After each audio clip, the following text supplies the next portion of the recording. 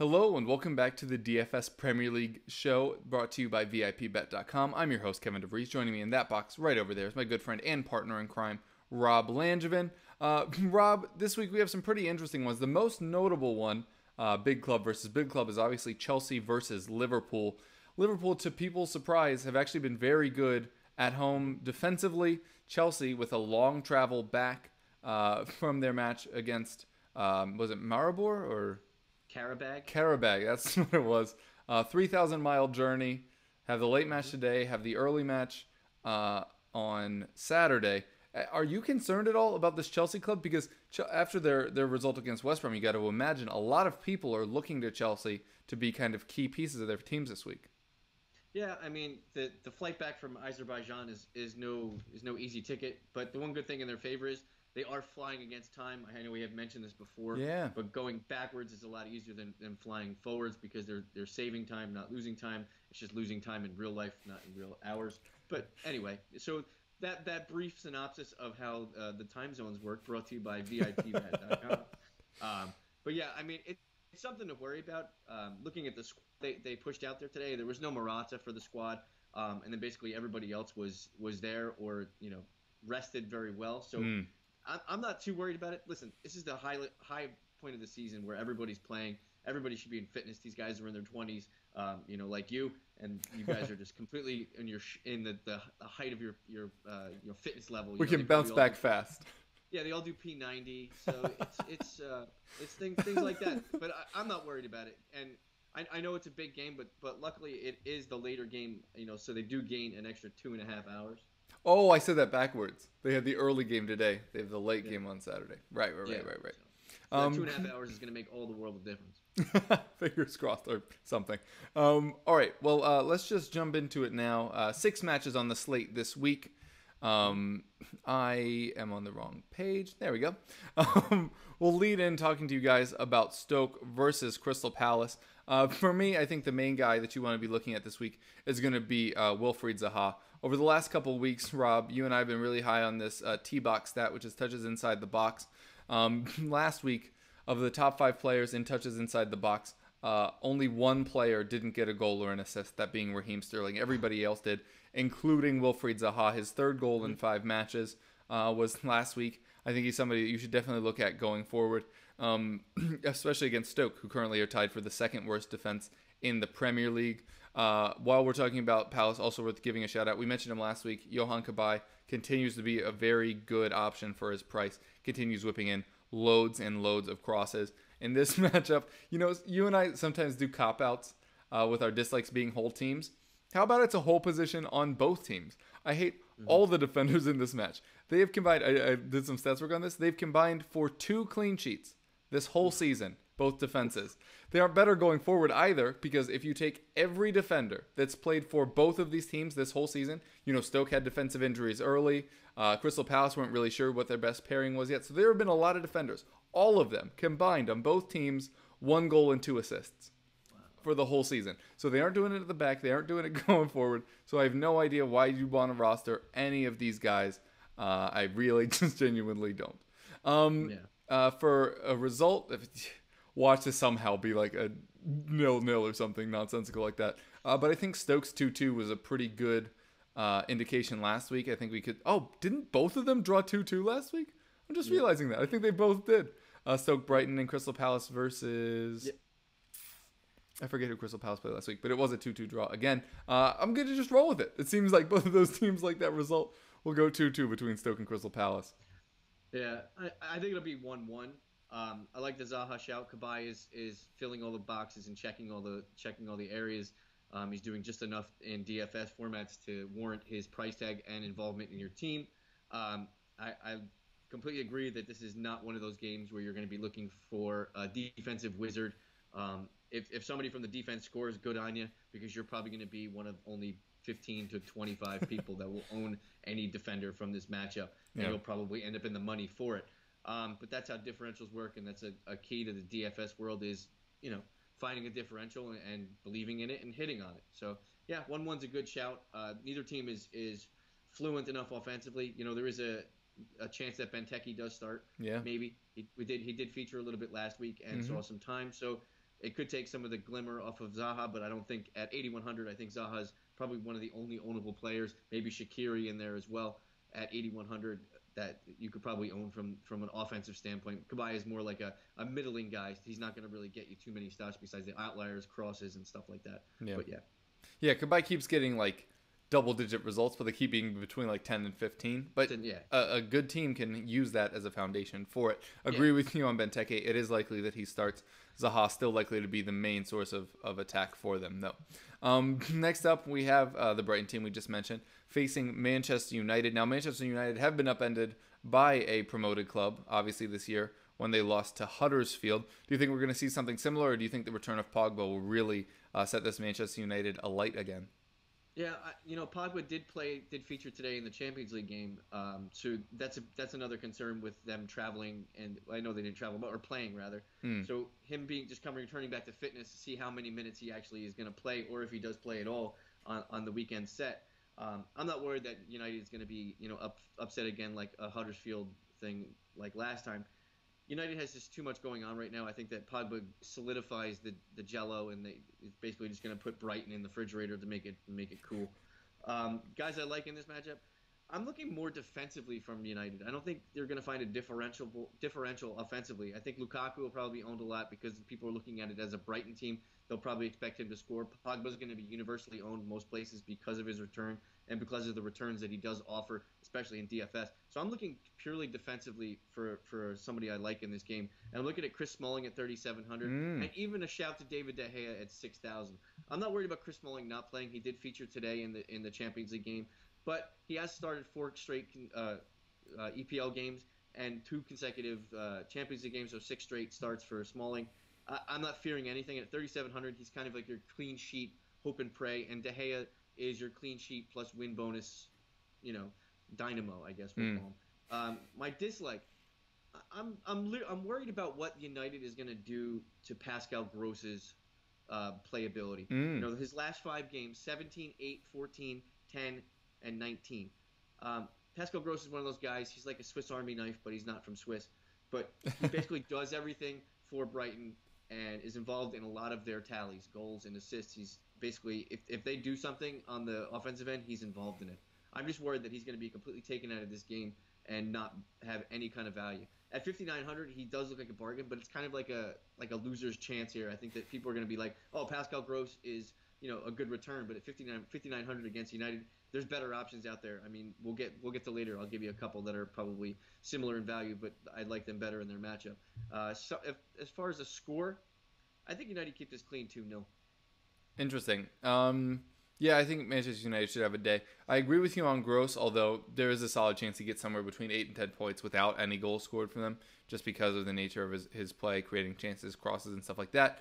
Do think Manchester United are a whole different animal with Pogba in there. As you say, the question is, will he be in there? And I guess that would be my advice is, if Pogba does not appear in the starting 11, I may actually lean away from the United guys.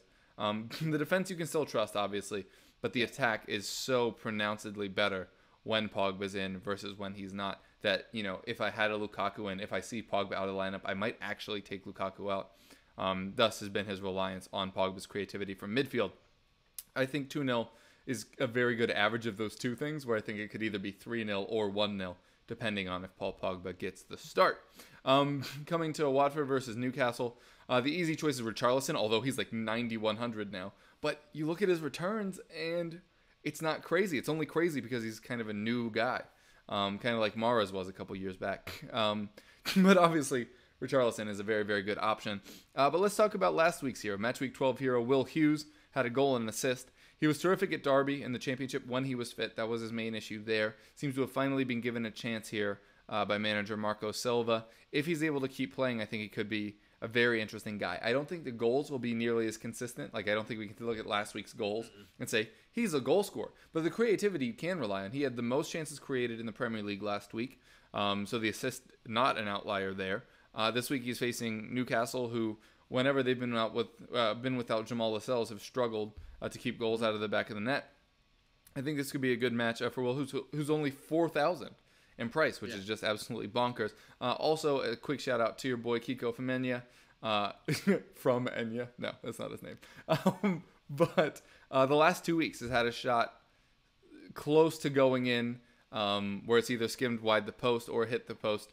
So statistically, it's not like he's shooting a lot, but he's getting closer. So just kind of keep an eye on that as well. My dislike in this one is going to be one Matthew Ritchie. At 7,800, I just don't really know why you'd go with him. I mean, typically you do want a team's best player. That was Sigurdsson's whole selling point last year, is get the best player from a team. There's going to be value there. But it's not 7,800 value for me. He has 3 single-digit outings in his last 5 matches, and he's within $200 of like Hazard, who went off last week, Morata, who did really well, 300 away from Zaha, who we already talked about. I just do not understand the appeal right now of Matt Ritchie. Will there be weeks where I'm high on him? Yes, but it is not this one. And because of that, also obviously like some of the Watford defenders, I think Kabasele could be a little interesting as like the budget option to Femenya's high productivity option. Newcastle really struggling at the moment, although Dwight Gale did score last week. I think Watford could sneakily keep this clean. I'm going to go 2-0. Yeah, it's a good shout. Interesting that you brought up Richarlison.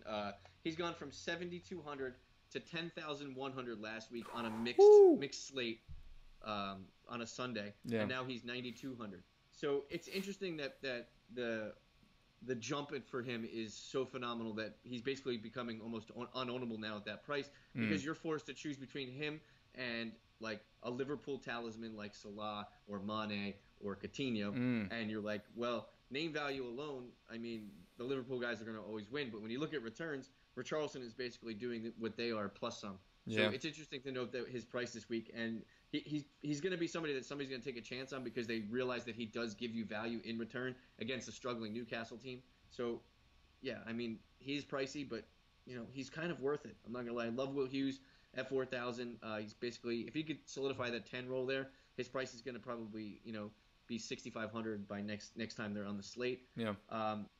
But you mentioned Kiko Firmino. I don't think he plays. He's out. He suffered a leg injury last week. If you're looking for a good bargain Watford defender, look at Marvin Ziegler. He featured last week, had 7.3 points. So there's a bargain in every bundle, and that might be it this week for Watford. Score wise, I think both teams get on the docket here, but I think Watford is the better of the two. I think it's 2-1. Yep, sounds like pretty sensible thinking there from you. On next to what 2 weeks ago we would have thought was the most boring match in the Premier League. Bournemouth couldn't score, Swansea couldn't defend. Classic who's going to break kind of scenario there. But now, after last week, Callum Wilson with the hat trick, everything turning up. Bournemouth right now, Swansea continuing to struggle. Not sure how much longer Paul Clement is going to be the manager there. It kind of looks like it's a form team versus a non-form team. Is that where you're going pick-wise?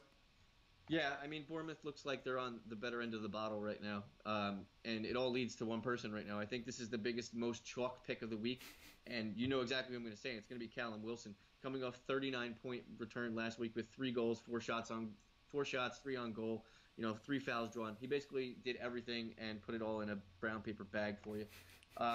It's funny you mentioned that this game is very similar to, we're basically looking at this game as like a blah game, but 2 weeks ago I think we said the same thing about the Bournemouth Newcastle fixture, and that was basically the beginning of Bournemouth on an uptick. So Bournemouth is the better of the teams. Swansea does play a little better at home in Wales, so but the big talk about this game is the Callum Wilson chalk thing. At 6,300, he's going to be universally owned because of what he did last week, and that he's playing a team that likes to give up goals and goals in bundles. So Callum Wilson, you're probably going to have to get him in your team, but guess what? You probably can afford him almost everywhere because he's not that expensive. At 6,300, he's middling. People I don't like, I mean, any Swans player. When's the last time you saw a Swans player give you double-digit returns? I'll give you a hint. It was 3 games ago. Was it Tammy? Yeah, it was an outfield player. Tammy Abraham scored 13. And now he's hurt. 3 weeks ago. And now he's hurt. So, nothing to look forward from a Swans DFS perspective. So if you're one of those people who are a Swan supporter and you like having one of them on your team, sorry, I don't think this is the play. That Fabianski has gone way downhill because the defense is just in shatters right now. It's not looking good for the Swans right now. It looks like it's going to be all cherries. I'll give it 2-0. Yeah, I think this one, it could be boring. Do like the way Bournemouth are trending. Worth noting, though, Callum Wilson only 3 shots on target last week. All 3 go in. Fun fact, no Premier League player with more than 15 shots on target, because weirdly people have done it with less, has ever finished the year with 100% shot accuracy. I don't think Callum Wilson is going to be the one to turn that around. So just keep that in mind, but I do think it's likely he scores against the Swansea defense, who are better at home, but are not good by any meaningful metric. Next up, I'm going to talk to you about my beloved Tottenham, obviously facing West Brom this week without their coach. Tony Pulis has been sacked. Looks like they're going to have a temporary manager promoted from within for this match here. But worth noting that it could be iffy for the Tottenham attack, which has not been very good over the last two matches. Is it possible somebody like Kane goes off for 2 or 3 goals? I mean, we just saw it from Chelsea last week, so that's entirely possible. But I think the more solid thing to go with here is going to be the Tottenham defense. And the player that I really like this week is Kieran Trippier, who for some reason is, at 5,800, I think he's still the second most expensive defender. But he's definitely worth it. Last week was his first single-digit effort in DraftKings since September, which is ridiculous. Aurier started midweek against Dortmund, so Trippier should be getting the start here. And West Brom, again, between managers, and are averaging below a goal scored per game. This is not a prolific West Brom attack. Now, the pieces are there. Like, if you want long-term season advice, this is when, like, if you're in draft or if you're in FPL, now's when you start eyeing up some of those West Brom guys, because it's only one way to go from where Pulis had them playing. But for DFS, for this week, I think Tottenham's defense is the way to go. Davinson Sanchez, interesting, but doesn't really offer the attacking acumen that you would like. But him and Vertonghen going to round out that back four. My dislike is the whole West Brom team. But to be more specifically, I'll back up my kind of negativity on Harry Kane. No goals in the last 2 matches. Could that mean that, he's going to regress and the next one is going to be a lot of goals? Entirely possible. But 11K, you can get double goal potential guys elsewhere. Like I mentioned already, maybe Kane will do well this week because Morata did well against them last week. Why not just go Morata, who's cheaper this week? Is starting. Is in form.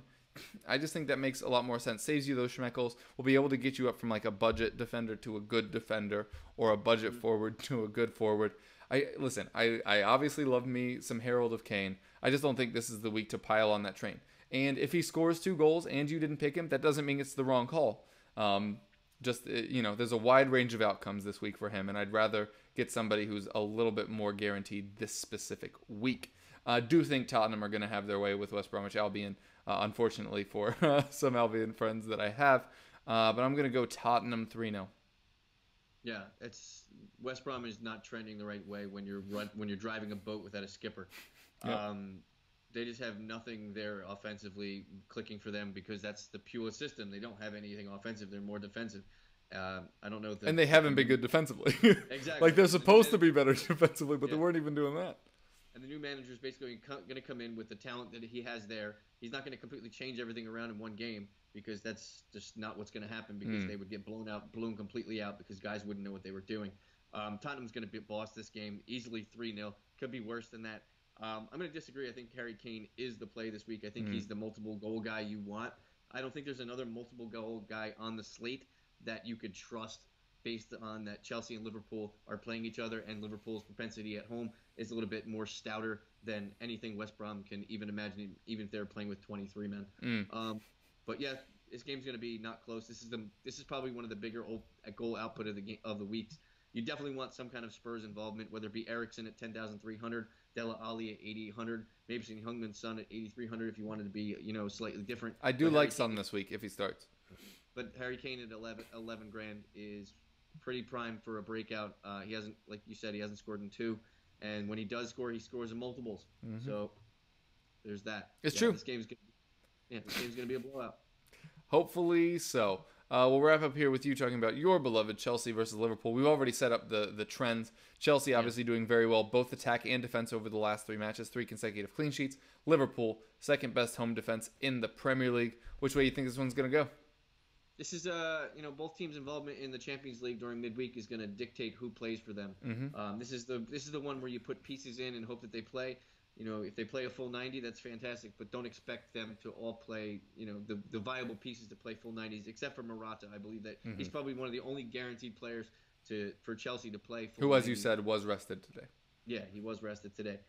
So check the lineups on this one, but you definitely want some involvement in this game because I think both teams are gonna score. I don't think Liverpool's defensive at home capacity is gonna keep Chelsea out of the net. I think Chelsea has too much going forward, and they're too talented with Hazard playing basically in the top form right now. Cesc Fabregas being the guy for me at 5,500 is the guy I'm looking at. Had 2 assists last week, scored a goal in the Champions League today, so he's trending in the right direction. He's basically that playmaker above Conte that Hazard and Morata and Pedro or Willian or whoever is starting up front can rely on to get them the ball. That's what you need in Chelsea, and for a discount at 5,500, I'm buying into it all day. For my dislike, basically any defenders or keepers in this game, I think they basically negate value there. Look at the price points of the guys you really want to own. Cesar Azpilicueta, Marcus Alonso had a goal last week, so people are probably going to hop back on his train because he has been giving decent returns. But I think Liverpool are going to be okay defensively. They're not going to be fantastic, but you're going to be negating yourself because both teams are going to score. So it basically negates the clean sheet bonus for any defenders in this game. Score-wise, I mean, you could be crazy and say that Liverpool score 3 and then they give up 3 in the second half like they just did. Yeah, against Sevilla. Yeah. But I mean, 2-2 seems like a good call. There's going to be goals in this game, and I think this game could be more offensive than we think, given that these teams have shown well defensively lately. So I'm going to say 3-3 is actually what I'm. Wow, incredible. I'm going to go 1-0 to Chelsea. A lot of these big matches that we get a lot of hype around end up being kind of muted affairs. Liverpool United obviously being one, Chelsea United being another. Now it's 2 of those 3 teams again. I think Chelsea's defensive resurgence has, as you've mentioned before, followed the return of N'Golo Kante to fitness. Liverpool have obviously been terrific, but Marcus Alonso, one of the few left backs that will be able to keep track with Mohamed Salah. While obviously Mane has a huge pace boost up against Cesar Azpilicueta if he plays there. Azpilicueta, one of the best positional defenders in the Premier League, if not the best. And then if it's Victor Moses, then again you have an athlete who could keep up with Mane. So I think Chelsea are actually uniquely qualified to shut down this Liverpool attack. So yeah, I'm going 1-0 Chelsea. All right. I think it'll be Zappacosta on the outside. Ooh, interesting. But he started on the left today. It's a whole weird situation. Again, as Rob said, he can play both. He's played both. For team and countries. As has Cesar. But anyway, as Rob said, check your lineups. You'll pretty much know the matchups from there. Rob, we'll come to you now to share with us your team this week. Yeah, made a lineup real quick. Just some usable parts. A lot of guys we both mentioned. Me and Kevin don't discuss our teams beforehand, and it's funny because we basically mentioned a lot of our guys. I'll start at forward. I have Wilfried Zaha 8,100 and Callum Wilson is 6,300. Callum Wilson is the chalk this week. Zaha is your differential. Kevin mentioned touches in the box, and Zaha likes to be touched in the box. Midfield, I have Will Hughes at 4,000 and Cesc Fabregas at 5,500. Both are facilitators, both playing that basically quasi-10 role. I think Watford and Chelsea both get goals. Fabregas probably going to be involved in somehow. On defense, I went a little expensive with one defender with Charlie Daniels. I think that Bournemouth has enough going forward that he'll probably find his way onto the end of something, whether it be an assist or a goal. Not so really confident on a goal, but Daniels does like to float forward, and he does pretty good service on the ball from the wide side. In goal, I spent money, which is weird because I never really do, but I matched up Chris Smalling, so I went David De Gea at 6,000. And in my utility, I spent all my big bucks on Harry Kane. Like Kevin said, he's either 0 or 2. Yep. And he's playing West Brom as a rudderless ship, and I'm guessing he scores 2. So at 11,000, 2 goals sounds nice. Yep, there you go. For me, coming back to the split screen, although it's super out of focus, which isn't ideal. Up front, I have Morata and Richarlison. We already mentioned both. Richarlison at 9,200 seems too expensive. Like, it seems like that's not a value. But if you look at his score sheet, it has been ridiculous of late. Another member of the top 5 in T-Box, led the league last week. I think fell a second this week. So Morata obviously had the goal and assist last week, if memory serves. Yep. Like I said, rested today. So I originally had Hazard in my first mock-up of this, but with him playing, decided to bump it up to Morata. But worth noting on Hazard, if he does play, he's facing either a 20-year-old or a 19-year-old, neither of which are natural right backs. That could get a little sloppy for Liverpool, to be honest. In midfield for me, Wilfried Zaha and Will Hughes. We've already discussed both. I had to discuss both. In defense, I mentioned Trippier as well. Have paired him with Hugo interesting that you and I tend to shy away from going goalkeeper, both of us, with the two most expensive goalkeepers on the slate this week. I have also gone for Bournemouth defender in Nathan Ake. Obviously not been the fantasy stud we thought he'd be when he moved back to Bournemouth, but they're starting to clean up their act a little bit. Also, he's got a big old Dutch noggin. Hopefully he can put something into the box. My util backing up Bournemouth is Josh King, who hasn't done that much, but he's only 5,600. If he plays off the shoulder of Callum Wilson, he gets way more involved than when it's behind Jermaine Defoe, who obviously tends to kind of be a loner, doesn't really pass back to the oncoming runner. I think Wilson and King have a much better relationship, kind of like Andre and Richarlison are forming at, I almost said Burnley, because that's where Andre Gray was, at Watford this season. So that's what my team's looking like. Rob, where do you think we'll end up points-wise? There's going to be goals, and Chelsea and Liverpool have guys that are probably going to be owned a lot of places because this is a multiple. Most people do multiple teams, and they're probably going to have some in Morata love, some Salah, some Mane. Richarlison probably will get on some kind of form here. I'll say 135. Yeah, I think 130 is about right. Also, there are weeks when we're like, it's going to be a bunch of weird scores. I don't think this is this week. I think this is going to be the good guys are going to be the good guys, which largely was what happened last week as well. So yeah, I mean, you don't want to say go for name guys because name guys also come with higher ownership. But if you're leaning between two guys, just go with the better player. It'll probably benefit and behoove you in the long run. That's it for us this week. Sorry we're a day early, but we have Thanksgiving here in the States, obviously. But Rob, tell the folks where they can get at you in the interim. You can find me on Twitter at FPL_MNOP or my writings and stylings on Razball.com. Yep, and I'm your other host, Kevin DeVries, at Kevroff on Twitter. You can find me at goal.com. And of course, big thanks to VIP-bet for putting us on here. Be sure to check them out, VIP-bet.com and VIP-bet on YouTube. But I'm assuming you know that because you're watching this video right now. Thank you so much for listening. Best of luck to your teams, and we'll see you next week.